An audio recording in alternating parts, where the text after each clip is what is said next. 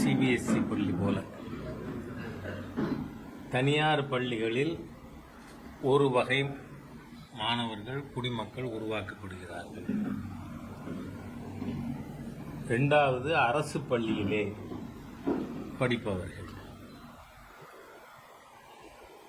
இந்த வித்தியாசம் போக வேண்டுமானால் ஒரே மாதிரியான வாய்ப்புகள் அனைத்து மாணவர்களுக்கும், அவங்க பிரைவேட் ஸ்கூலில் படித்தாலும் சரி, கவர்மெண்ட் ஸ்கூலில் படித்தாலும் ஒரே மாதிரியான வாய்ப்புகள் அந்த மாணவர்களுக்கு தர வேண்டும்.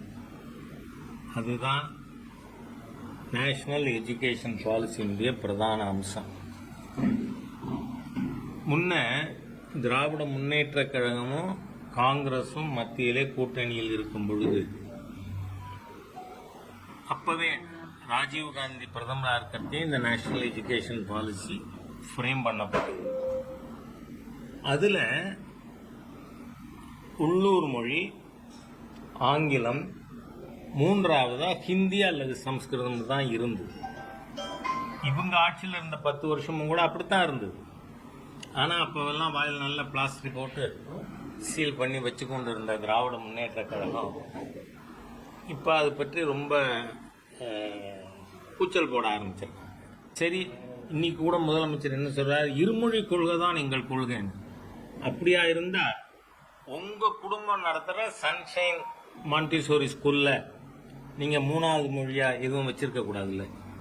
இப்போ என்ன சால்ஜாப் சொல்றாங்க ஊடக நண்பர்கள் கூட, அதாவது முதலமைச்சர் எவ்வளவு தூரம் வெற்றி பெற்றிருக்காருன்னா உங்களை மாதிரி இருக்கிற சில நண்பர்கள் கூட அவர் சொன்னதை சொல்ல வைக்கிறார். காரணம் என்ன, உங்களை யாரு சிபிஎஸ்சி சிலபஸ்ல ஸ்கூல் ஆரம்பிக்க சொன்னது?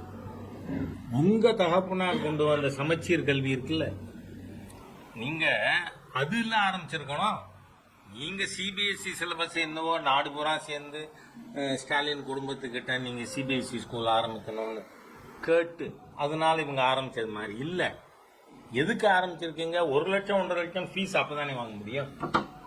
வியாபார நோக்கத்துக்குன்னா அது. ஆனா ஒரு விஷயம் பாராட்டணும், திராவிட முன்னேற்ற கழக இந்த டாக் ஷோவில் வர்றவங்க எல்லாம், அது வியாபாரம் தனிப்பட்ட. உங்களுக்கு மொழி வியாபாரம் தான்.